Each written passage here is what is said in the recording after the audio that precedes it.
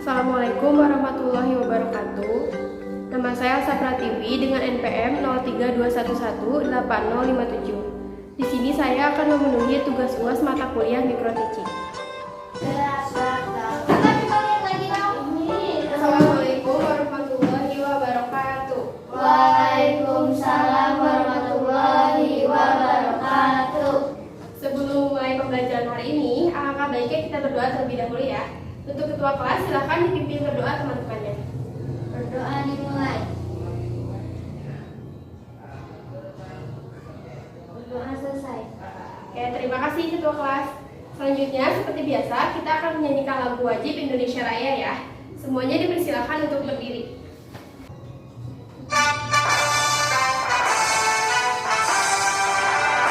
Indonesia tanah airku, tanah tumpah darahku. Di sanalah aku berdiri, jadi pandu ibuku. Indonesia kebangsaanku, bangsa dan tanah airku. Marilah kita bersatu, Indonesia bersatu. Hiduplah tanahku, hiduplah negeriku, bangsaku, rakyatku semuanya. Bangunlah jiwanya, bangunlah badanku, untuk Indonesia Raya.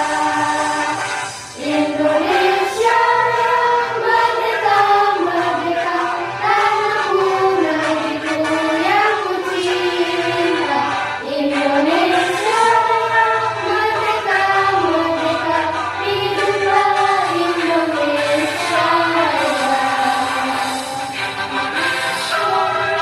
Merdeka, merdeka, tanahku, negeriku yang ku cinta. Indonesia Raya, merdeka, merdeka, hiduplah Indonesia Raya. Ya, semuanya dipersilakan untuk duduk kembali. Oke, baik. Apa kabarnya semua hari ini? Baik, Bu. Apa ada yang tidak masuk? Masuk semua. Alhamdulillahirrabbilalamin ya. Semuanya bisa masuk pada hari ini dalam keadaan sehat walafiat. Berarti hari ini sudah siap ya belajar dengan Ibu dan menerima materi baru? Siap. Oke, sebelumnya ada yang masih ingat pertemuan minggu lalu kita membahas mengenai apa? Surat lamaran pekerjaan. Ya, apa itu surat lamaran pekerjaan, Alika? Surat yang diajukan atau dikirimkan oleh seseorang untuk mengisi suatu pekerjaan di suatu lembaga, PT, DSP dengan posisi atau lowongan yang ditawarkan oleh perusahaan tersebut. Pinter, masih ingat ya? Tujuan pembelajaran kita hari ini ada beberapa. Yang pertama, peserta didik mampu mengidentifikasi struktur teks cerita novel dan sejarah. Yang kedua, mengidentifikasi isi teks cerita novel sejarah. Yang ketiga, mengidentifikasi nilai-nilai yang ada dalam teks cerita novel sejarah. Yang keempat, nilai-nilai hal-hal yang menarik dalam teks cerita novel sejarah. Dan yang kelima, menyusun kembali nilai-nilai dari teks novel cerita sejarah ke dalam teks eksplanasi, lalu mempresentasikan, menanggapi, merevisi teks eksplanasi yang disusun. Oke. Di sini sudah ada yang pernah membaca novel sejarah? Belum. Sebelum itu, kita akan membagi kelompok ya. Satu kelompok terdiri dari 2 orang. Anggotanya mau Ibu yang menentukan atau kalian sendiri? Ibu aja. Oke, sesuai dengan tempat duduk saja ya. Berarti Naura dengan Jihan, Fanda dengan Alika. Oke.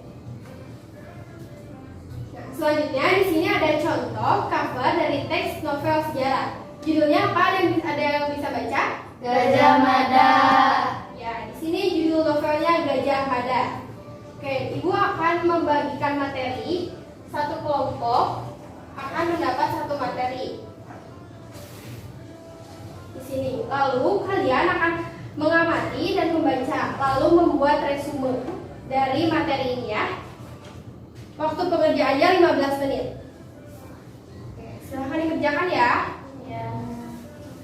Kalau ada kesulitan atau ada yang kurang paham, boleh ditanyakan.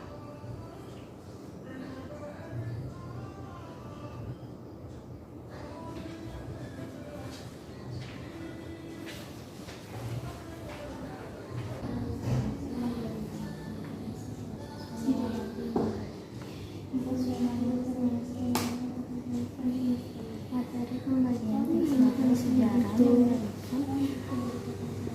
perbedaan teks cerita. Resumenya jangan lupa ditulis di buku catatan ya. Iya, Bu.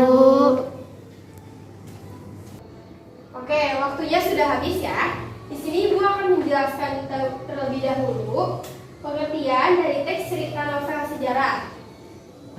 Teks cerita novel sejarah berarti tulisan imajinasi atau prosa fiksi yang bertokoh dan atau berlatar peristiwa sejarah yang ditulis menggunakan gaya novel yang berarti dibahas secara panjang lebar dan mendetail. Selanjutnya, meskipun tidak benar-benar merekam kejadian peristiwa atau tokoh nyata, namun dasar sejarahnya ada. Oke, sampai sini ada yang ingin bertanya? Ya, silakan Naura. Bu, perbedaan teks cerita sejarah dengan novel sejarah itu apa? Perbedaannya ya, perbedaan itu terletak dari kalau teks sejarah memiliki aturan yang ketat dan dalam pengungkapan sejarah karena harus sesuai dengan fakta-fakta kejadian yang bersejarah. Sementara kalau teks novel cerita sejarah itu berarti hanya berlatar belakang peristiwa sejarah dan tidak harus bersandar pada fakta-fakta sejarah. Dalam novel ini juga biasanya diselipkan beberapa imajinasi dari si penulisnya tersendiri. Oke, selanjutnya kita akan membahas struktur teks cerita novel sejarah. Diperhatikan ya. Yang pertama ada pengenalan situasi cerita atau orientasi. Pada bagian ini penulis mulai memperkenalkan latar belakang baik waktu, tempat maupun lokasi dan diawali mulai kejadian atau peristiwa tokoh dan hubungan antar tokoh juga mulai diperkenalkan dengan cara yang sesuai dengan kebutuhannya. Oke, yang kedua ada pengungkapan peristiwa. Bagian ini mengungkapkan peristiwa atau kejadian awal yang berpotensi menimbulkan berbagai masalah. Contohnya seperti pertentangan atau kesukaran yang menghadang tokoh, terutama tokoh utama. Yang ketiga ada konflik atau rising action. Di sini terjadi peningkatan masalah, pertikaian atau peristiwa lainnya yang menyebabkan kesukaran tokoh ikut meningkat pula. Yang keempat ada penyelesaian atau resolusi. Jika tidak diikuti oleh koda, biasanya bagian ini adalah akhir dari cerita atau ending yang berisi pengungkapan bagaimana tokoh utama dan tokoh lainnya menyelesaikan berbagai permasalahan. Oke, yang terakhir ada koda, merupakan komentar yang membahas kembali isi semua peristiwa dan perilaku tokoh yang terlibat. Jadi koda ini isinya komentar penulis dari awal sampai akhir cerita novel tersebut ya. Sampai sini ada yang ingin ditanyakan? Oke, silakan Naura. Bu, mengapa bagaimana koda boleh ada dan boleh tidak? Alasan kenapa koda boleh ada boleh tidak ya? Karena pada bagian ini hanya berisi komentar yang membahas kembali isi semua peristiwa dan perilaku tokoh yang terlibat. Seperti yang sudah dijelaskan di nomor 4, jika tidak diikuti oleh koda, biasanya di bagian ini adalah akhir dari cerita. Jadi kalau koda ini tidak ada, biasanya endingnya itu sudah ada di nomor 4 ini, di penyelesaian dan di resolusi ya. Oke, sampai sini penjelasan mengenai struktur teks cerita sejarah bisa dipahami ya? Paham, Bu. Sekarang tugas kalian membuat catatan sesuai dengan pemahaman kalian mengenai struktur teks cerita novel sejarah yang tadi sudah Ibu jelaskan ya. Bisa? Bisa. Nah, dikerjakan secara berkelompok. Waktunya 15 menit dari sekarang. Silahkan dikerjakan. Seperti biasa ya, jika ada yang tidak dipahami boleh ditanyakan ke Ibu.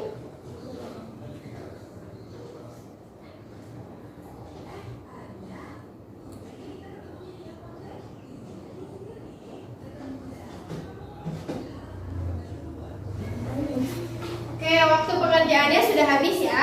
Hasil diskusi kalian akan dipresentasikan oleh perwakilan dari setiap kelompoknya. Mulai dari kelompok 1 akan diwakilkan oleh siapa? Oleh Naura. Silakan Naura maju ke depan.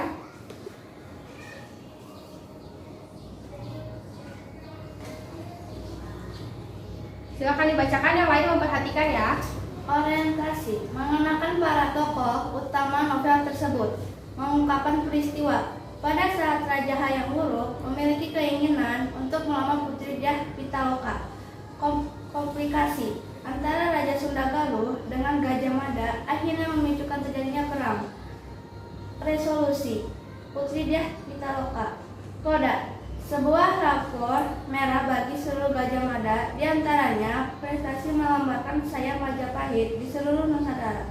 Isi dari teks cerita novel sejarah yang berjudul Gajah Mada Perang Bubat.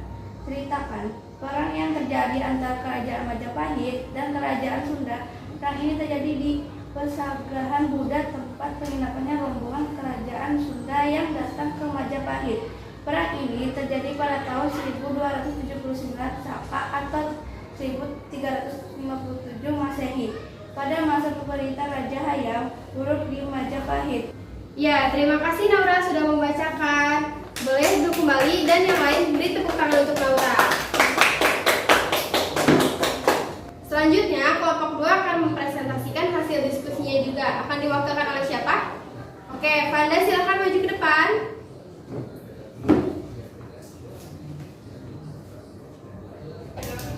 Orientasi bagaimana kehidupan mereka di Kerajaan Majapahit dan Kerajaan Sunda Galuh. Pengungkapan peristiwa. Gajah Mada tidak ingin mengabaikan Kerajaan Majapahit dan Kerajaan Sunda Galuh. Komplikasi perang tersebut perang bubat.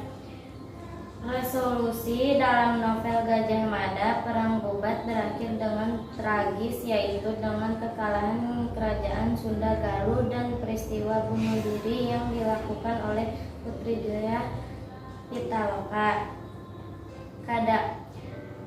Keberhasilannya memenangi peperangan melawan pasukan Sunda Galuh di tanahnya sendiri di lapangan Bubat.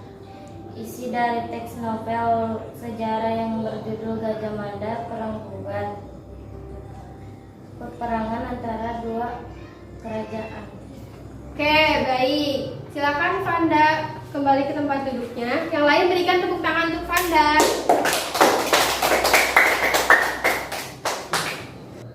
Oke, apa yang sudah kalian diskusikan dan apa yang sudah kalian presentasikan itu sudah cukup baik dan sudah cukup lengkap ya. Untuk lebih jelasnya, Ibu akan jelaskan lagi mengenai struktur teks cerita sejarah dari novel Gajah Mada. Yang untuk bagian orientasi dalam novel Gajah Mada Perang Bubat itu, bagian orientasi novelnya berawal dari pengarang memperkenalkan para tokoh utama tersebut seperti Raja Hayam Wuruk, Panglima Gajah Mada, Putri Dyah Pitaloka, hingga bagaimana kehidupan mereka di Kerajaan Majapahit dan Kerajaan Sunda Galuh. Untuk pengungkapan peristiwa, tahap peristiwa dalam novel Gajah Mada Perang Bubat ini terjadi pada saat Raja Hayam Wuruk memiliki keinginan untuk melamar Putri Dyah Pitaloka, sementara di sisi lain Gajah Mada tidak ingin mengabaikan Kerajaan Majapahit dan Kerajaan Sunda Galuh. Yang ketiga, komplikasi dalam novel Gajah Mada Perang Bubat ini. Puncak komplikasinya terjadi saat antara Raja Sunda Galuh dengan Raja Gajah Mada akhirnya memicu terjadinya perang antara Kerajaan Sunda Galuh dan Kerajaan Majapahit. Perang tersebut perang bubat. Adegan perang bubat inilah yang disebut sebagai puncak konflik dalam novel Gajah Mada Perang Bubat. Selanjutnya ada resolusi. Bagian resolusi dalam novel Gajah Mada Perang Bubat ini berakhir dengan tragis, yaitu dengan kekalahan Kerajaan Sunda Galuh dan peristiwa bunuh diri yang dilakukan oleh Putri Dyah Pitaloka. Yang terakhir itu ada koda, berisi sebuah rapor merah bagi seorang Gajah Mada di antara prestasi melebarkan sayap Majapahit di seluruh Nusantara, yaitu keberhasilannya memenangi peperangan pelawan pasukan Sunda Galuh di tanahnya sendiri di lapangan Bubat. Oke, untuk isi teks dari teks cerita novel sejarah yang berjudul Gajah Mada Perang Bubat itu menceritakan perang yang terjadi antara Kerajaan Majapahit dan Kerajaan Sunda. Perang ini terjadi di Pesanggerahan Bubat, tempat penginapan rombongan kerajaan Sunda yang datang ke Majapahit. Perang ini terjadi pada tahun 1279 Saka atau 1357 Masehi pada masa pemerintahan Raja Hayam Wuruk di Majapahit. Sampai sini sudah jelas ya? Sudah. Untuk struktur dari teks cerita novel sejarah yang berjudul Gajah Mada Perang Bumbat ini sudah bisa dipahami ya? Sudah. Sudah jelas? Sudah. Oke. Sekarang tugas kalian adalah membuat kesimpulan dari semua materi yang sudah kita pelajari. Silahkan dibuat bersama kelompoknya. Waktunya 10 menit saja ya. Ditulis di buku catatan masing-masing.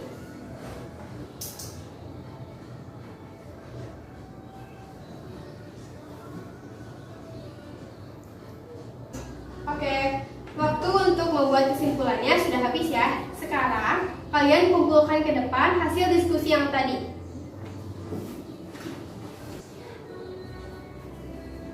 Makan Ibu beri nilai ya.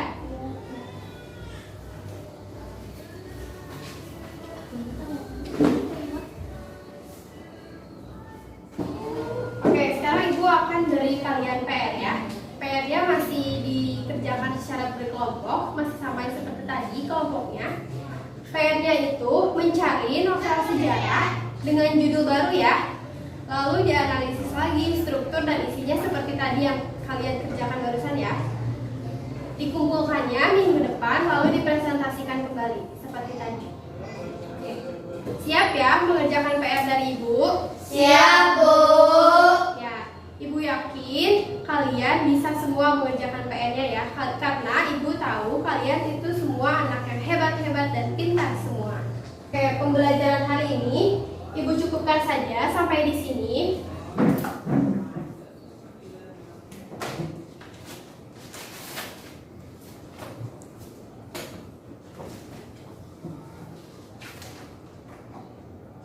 Sampai jumpa di pertemuan selanjutnya ya. Terima kasih semuanya. Wassalamualaikum warahmatullahi wabarakatuh. Waalaikumsalam